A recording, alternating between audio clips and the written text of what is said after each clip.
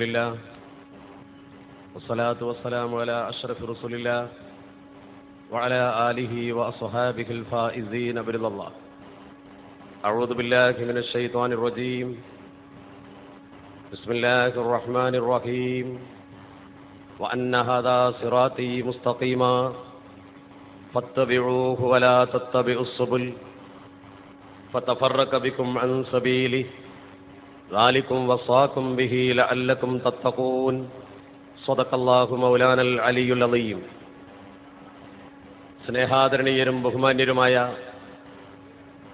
സമസ്ത കേരള സുന്നി വിദ്യാർത്ഥി ഫെഡറേഷൻ്റെ അധ്യക്ഷൻ സയ്യിദ് അബ്ബാസ് അലി ശിഹാബ് തങ്ങൾ അവരുകളെ, സമസ്ത കേരള ജമിയത്തുൽ ഉലമായുടെയും സുന്നി യുവജന സംഘത്തിൻ്റെയും സമസ്ത കേരള സുന്നി വിദ്യാർത്ഥി ഫെഡറേഷൻ്റെയും ഒക്കെ കർമ്മധീരരായ പണ്ഡിത നേതാക്കൾ, ഈ മഹത്തായ അറബിക്കടലിൻ്റെ തീരത്ത് വലിയ ഒരു മനുഷ്യസാഗരം തീർത്ത പ്രിയപ്പെട്ട പ്രസ്ഥാനിക പ്രവർത്തകരെ, അല്ലാഹു സുബ്ഹാനഹു വ തആല നമ്മെ ഏവരെയും അനുഗ്രഹിക്കുമാറാവട്ടെ.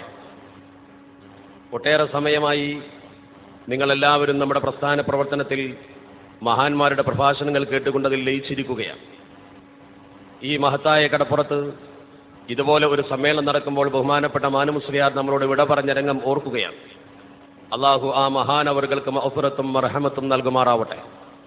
സയ്യിദ് മുഹമ്മദ് അലി ശിഹാബ് തങ്ങൾ ചെമ്പരിക്ക ഉസ്താദ് പോലെയുള്ള സയ്യിദ് ഉമർ അലി ശിഹാബ് തങ്ങളടക്കമുള്ള മഹത്തുക്കൾ നമ്മെ വിട്ടുപിരിഞ്ഞു. ആ മഹാത്മാക്കൾക്കൊപ്പം നാളെ അള്ളാഹുവിൻ്റെ സ്വർഗ്ഗലോകത്ത് പ്രവേശിക്കാൻ പടച്ചറബ് നമുക്കൊക്കെ തൗഫീക്ക് നൽകുമാറാവട്ടെ. വളരെ ദീർഘമായ ഒരു പ്രഭാഷണമല്ല ഞാൻ നിർവഹിക്കുന്നത്.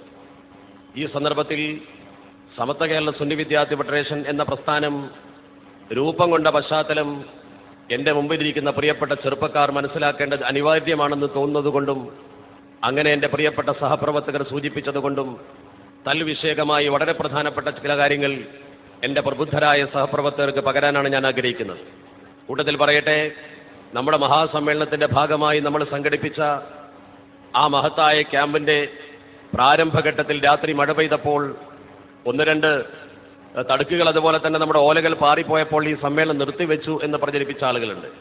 അത്തരം ആളുകളോട് എനിക്ക് ആവർത്തിച്ച് പറയാനുള്ളത്, ബഹുമാനപ്പെട്ട സയ്യിദ് ഹൈദർ അലി ശിഹാബ് തങ്ങൾ ഇവിടെ പറഞ്ഞ ഒരു വാചകമാണ്. ഈ മഹാസംഗമം ഇതിനെ എതിർക്കുന്നവർക്കും അതുപോലെ സമസ്ത കേരള ജംഇയ്യത്തുൽ ഉലമായുടെ ശക്തി മനസ്സിലാക്കിയിട്ടില്ലാത്തവർക്കും വളരെ വ്യക്തമായ ഒരു പാഠമാണ്. കേവലം കാറ്റടിച്ചാൽ ഓല പറക്കും, അത് സ്വാഭാവികമാണ്. കാറ്റടിച്ചാൽ ഓല പകർക്കും, അതുപോലെ തന്നെ പന്തൽ തകരും.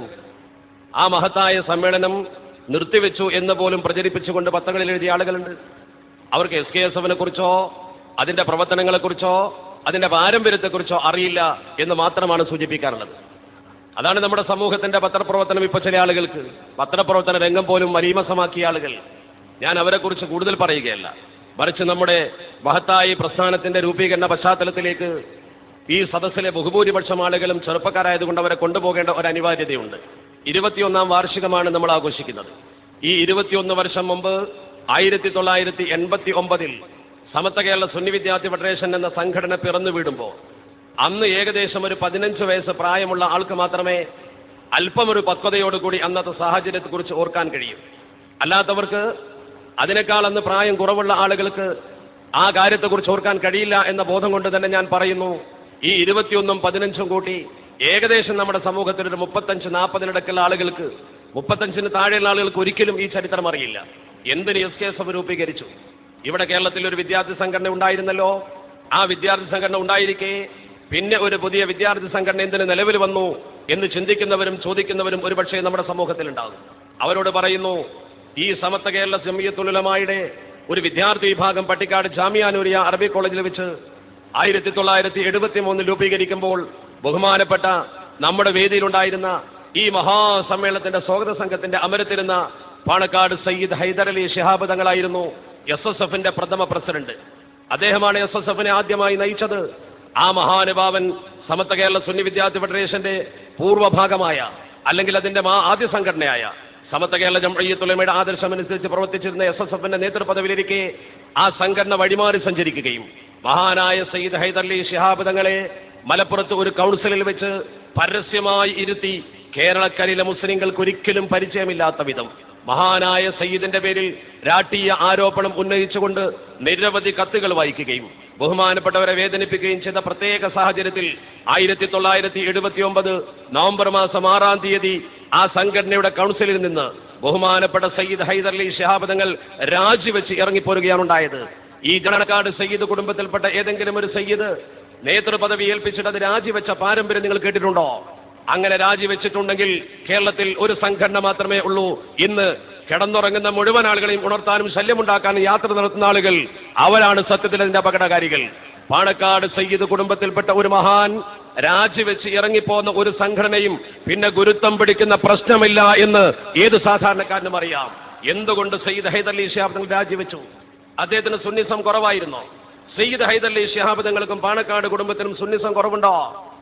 ഇവിടെ സമസ്ത കേരള ജംഇയ്യത്തുൽ ഉലമായുടെ പ്രവർത്തകർ കേരളക്കരയിലെ മുസ്ലിങ്ങൾക്കിടയിൽ പ്രചരിപ്പിക്കുന്ന ആദർശം ശരിക്കും പ്രാവർത്തികമാക്കുന്ന ഒരു കുടുംബമാണവർ. നിങ്ങൾ അവിടെ ചെന്ന് നോക്കൂ. അവിടെ കടന്നു വരുന്ന ആർക്കും കാണാം, ഉറുക്കെഴുതുന്നു, നൂല് ഊതി കൊടുക്കുന്നു, വെള്ളം മന്ത്രിച്ചു കൊടുക്കുന്നു, ദുആ ചെയ്ത് കൊടുക്കുന്നു, മക്തബകളുടെ ജിയാറത്തിന് നേതൃത്വം നൽകാൻ അവരെ കൊണ്ടുവരുന്നു. എല്ലാ പ്രവർത്തനങ്ങളിലും സമസ്ത കേരള ജംഇയ്യത്തുൽ ഉലമ നമ്മുടെ പൂർവ്വപാതയായി സമൂഹത്തെ എന്തൊക്കെ പഠിപ്പിച്ചിട്ടുണ്ടോ ആ പഠിപ്പിച്ച പ്രവർത്തനങ്ങളൊക്കെ ജീവിതത്തിൽ പകർത്തി മറ്റുള്ളവർക്ക് മാതൃകാപരമായി കാണിച്ചു കൊടുത്ത് വളരെ മനോഹരമായി അവർക്ക് ഒഴിവ് കിട്ടുന്ന നിമിഷം മുഴുവൻ വീട്ടിലിരുന്നു കൊണ്ട് ഈ പ്രവർത്തനം ചെയ്യുന്ന ആളുകൾക്ക് സുന്നത്ത് ജമാഅത്തിന്റെ ആദർശം കുറഞ്ഞു പോയി എന്നാരും പറയില്ലല്ലോ. പിന്നെ എന്തിനാ സയ്യിദ് ഹൈദരലി ശിഹാബ് തങ്ങൾ ആ സംഘടനയുടെ പ്രസിഡന്റ് പദവി വലിച്ചെറിഞ്ഞത്? വേദനയോടുകൂടി അദ്ദേഹം അതിന് ഇറങ്ങിപ്പോന്നത്. തങ്ങളിപ്പോഴും ജീവിച്ചിരിപ്പുണ്ടല്ലോ, അദ്ദേഹത്തോട് ചോദിച്ചാൽ വളരെ മനോഹരമായി അദ്ദേഹം പറഞ്ഞു തരും. ആ സാഹചര്യം എന്ന് പറയുന്നത് അവരുടെ ഭരണഘടനയിൽ ദുരുപദിഷ്ടമായി അവർ പ്രത്യേകമായ ചില വകുപ്പുകൾ കൊണ്ടുവന്നു. രാഷ്ട്രീയ രംഗത്ത് പ്രവർത്തിക്കാൻ പാടില്ല, മത്സരിക്കാൻ പാടില്ല, രാഷ്ട്രീയ പ്രവർത്തന രംഗത്തുള്ള ആരും ഈ സംഘടനയുടെ തലപ്പത്ത് വരാൻ പാടില്ല. അത്തരമൊരു വാദഗതി കൊണ്ടുവരികയും അത് ഭരണഘടനയിൽ എഴുതി ചേർക്കുകയും കൗൺസിലിന്റെ പോലും അനുമതിയില്ലാതെ പ്രത്യേകം ഭരണഘടന തിരുത്തി എഴുതുകയും ചെയ്ത സാഹചര്യം ബഹുമാനപ്പെട്ട തങ്ങളടക്കം ഒരുപാട് നേതാക്കളെ വിഷമിപ്പിച്ചു. പാണക്കാട് സയ്യിദ് ഹൈദരലി ശിഹാബ് തങ്ങൾ രാജിവെച്ചതോടുകൂടി ആ സംഘടനയോടുള്ള പ്രവർത്തനത്തിൽ പല ആളുകൾക്കും മടുപ്പ് തോന്നി. പലരും മാറി ചിന്തിച്ചു. പ്രത്യേകിച്ച് സമസ്ത കേരള ജംഇയ്യത്തുൽ ഉലമായുടെ ചരിത്രത്തിൽ 1979 വലിയ ഒരു നാഴികക്കല്ലായിരുന്നു. 1979 ഈ വിഘടനവാദം സമസ്ത കേരള ജംഇയ്യത്തുൽ ഉലമയുടെ മുമ്പാകെ ഒരു ആൾ, അല്ലെങ്കിൽ ഇന്ന് അഖിലേന്ത്യാ ജംഇയ്യത്തുൽ ഉലമയുടെ തലപ്പത്തിരിക്കുന്ന ഒരു വ്യക്തി, ഞാൻ പറയാതെ തന്നെ അദ്ദേഹത്തെ നിങ്ങൾക്കറിയാം, അദ്ദേഹമാണ് ഈ വാദഗതി ആദ്യമായി കൊണ്ടുവന്നത്. അതിനു മുമ്പ് സമസ്ത കേരള ജംഇയ്യത്തുൽ ഉലമയിൽ അഭിപ്രായാന്തരങ്ങൾ ഉണ്ടായിട്ടുണ്ട്. 1965 തബ്ലീഗ് ജമാഅത്തിനെ കുറിച്ച് സമസ്ത കേരള ജംഇയ്യത്തുൽ ഉലമ തീരുമാനമെടുത്തപ്പോൾ ആ തീരുമാനം പരസ്യമായി പത്രത്തിലൂടെ ജനങ്ങൾ അറിയിച്ചപ്പോൾ ആ തീരുമാനത്തിൽ വിദ്വേഷമുണ്ട്, അല്ലെങ്കിൽ അതിനോട് വിയോജിച്ച് കേരളത്തിലെ ആധികാരിക പണ്ഡിത നിരയിലുള്ള പ്രഗത്ഭരും പ്രമുഖരുമായിരുന്ന ചില ആളുകൾ സമസ്ത കേരള ജംഇയ്യത്തുൽ ഉലമയോട് വിയോജിച്ചു. കാസർഗോഡ് ഖാദി അവറാ മുസ്ലിയാർ മുതൽ കുറ്റിപ്പുറം അബ്ദുൽ മുസ്ലിയാർ മുതൽ കുട്ടി മുസ്ലിയാർ മുതൽ അന്ന് ജീവിച്ചിരുന്ന പ്രമുഖരായ പ്രോജ്വല പണ്ഡിതന്മാർ, ഇന്ന് സമസ്ത കേരള ജംഇയ്യത്തുൽ ഉലമയിൽ നിന്ന് മാറ്റി നിർത്തപ്പെട്ട പണ്ഡിതന്മാർ ആരാണെങ്കിലും ശരി, ആ പണ്ഡിതന്മാരൊന്നും സമസ്ത കേരള ജംഇയ്യത്തുൽ ഉലമയിൽ നിന്ന് 1965 തീരുമാനപ്രകാരം മാറി നിന്ന ആ പണ്ഡിതന്മാരുടെ രോമത്തിന് വരെയുള്ളവരല്ല എന്നുകൂടി നമ്മൾ മനസ്സിലാക്കണം. ആ സമസ്ത കേരള ജംഇയ്യത്തുൽ ഉലമയിൽ നിന്ന് മാറി ചിന്തിച്ച ആളുകൾ മാന്യന്മാരായിരുന്നു. അവർ മാന്യമായ പ്രവർത്തനം നടത്തി. അവർ പുതിയൊരു സംഘടന രൂപീകരിച്ചു, വിദ്യാഭ്യാസ ബോർഡ് രൂപീകരിച്ചു. ആ വിദ്യാഭ്യാസ ബോർഡ് രൂപീകരിച്ചതിന് ശേഷം അവരുടെ പ്രവർത്തനം ആരംഭിക്കുമ്പോൾ അവർ ഉത്തരേന്ത്യയിൽ നിന്നും തബ്ലീഗ് ജമാഅത്തിന്റെ പുസ്തകങ്ങൾ കൊണ്ടുവന്നു. ആ പുസ്തകങ്ങൾ വെച്ചുകൊണ്ട് അവർ പഠിച്ചിട്ട് അവർ പറഞ്ഞു, സമസ്ത പറഞ്ഞത് വളരെ ശരിയാണ്. അതവർക്ക് ബോധ്യപ്പെട്ടു. ഒരു സംഘടന ഉണ്ടാക്കി എന്നതുകൊണ്ട് അതിൽ വാശി പിടിച്ചുകൊണ്ട് കടിച്ചു തൂങ്ങി നിൽക്കുന്നതിന് പകരം പണ്ഡിതന്മാരുടെ മാന്യത, പക്വത അവർ ശരിക്കും പ്രകടിപ്പിച്ചു. നമുക്ക് സമസ്ത പറഞ്ഞ വഴിക്ക് നീങ്ങാം. അവർ സംഘടനാപരമായി അതിന്റെ പ്രവർത്തനം നിർത്തിവെച്ചു. അതിനുശേഷം 1967 നിങ്ങൾക്കറിയാമല്ലോ, സമസ്ത കേരള ജംഇയ്യത്തുൽ ഉലമയുടെ പ്രസിഡന്റ് ബഹുമാനപ്പെട്ട സ്വതക്കത്ത് മുസ്ലിയാർ, അള്ളാഹു അദ്ദേഹത്തിന്റെ ഖബർ വിശാലമാക്കുമാറാവട്ടെ, വലിയ പണ്ഡിതനായിരുന്നു. സമസ്ത കേരള ജംഇയ്യത്തുൽ ഉലമയെ നയിച്ച മഹാൻ, ആ മഹാൻ ലൗഡ് സ്പീക്കർ ഖുത്ബക്ക് ഉപയോഗിക്കാമോ ഈ വിഷയം ചർച്ചയ്ക്ക് വന്നപ്പോൾ അദ്ദേഹം വ്യക്തിപരമായി അതിനോട് വിയോജിച്ചു. അദ്ദേഹം വിയോജിപ്പ് രേഖപ്പെടുത്തി. 40 ആളുകളെ വായ കൊണ്ട് തന്നെ കേൾപ്പിക്കണം, ലൗഡ് സ്പീക്കർ പോരാ എന്ന് പറഞ്ഞുകൊണ്ട് അദ്ദേഹം വാദഗതി ഉന്നയിച്ചപ്പോൾ അത് മുക്കബ്ബിറു സൗത്താണെന്ന് പറഞ്ഞുകൊണ്ട് മഹാപണ്ഡിതന്മാർ സമസ്ത കേരള ജംഇയ്യത്തുൽ ഉലമയിൽ അഭിപ്രായം രേഖപ്പെടുത്തിയപ്പോൾ ബഹുമാനപ്പെട്ടവർ അതിനോട് വിയോജിച്ചു, മാന്യത കാണിച്ചു. 100% മാന്യത. അദ്ദേഹത്തിന്റെ മാന്യത കണ്ടു, സംഘടിച്ചു, വ്യക്തിപരമായി തീരുമാനത്തെ എതിർത്തു. വളരെ വലിയ ഔന്നത്യം പ്രകടിപ്പിച്ചുകൊണ്ട് അദ്ദേഹം സംഘടനയിൽ നിന്ന് രാജിവെച്ച് പുറത്തുപോയി മറ്റൊരു സംഘടന രൂപീകരിച്ചു. ഈ 2 സംഘടനകളിൽ നേരത്തെ പറഞ്ഞ സംഘടന നാമാവശേഷമായി. അതുപോലെ തന്നെ രണ്ടാമത് രൂപീകരിച്ച സംഘടന 1967 സംഘടന ആ സംഘടന ഇന്ന് നാമമാത്രമായി പ്രവർത്തിച്ചുകൊണ്ടിരിക്കുന്നു. ഒന്നാമത്തെ സംഘടനയെക്കുറിച്ച് ഈ കോഴിക്കോട്ട് വെച്ച് തന്നെ കുറ്റിച്ചിറയിൽ വെച്ച് ബഹുമാനപ്പെട്ട പൂക്കോയ തങ്ങൾ 1966 പരസ്യമായി പറഞ്ഞു, നമുക്ക് അഖിലയും വേണ്ട കോകിലയും വേണ്ട, അഖില അകലെ എന്ന ഒരൊറ്റ പ്രസംഗം. പാണക്കാട്ടെ പൂക്കോയ തങ്ങളുടെ ആ വാക്കോടുകൂടി അഖില കേരള ജംഇയ്യത്തുൽ ഉലമ ഒന്നുമല്ലാതായി.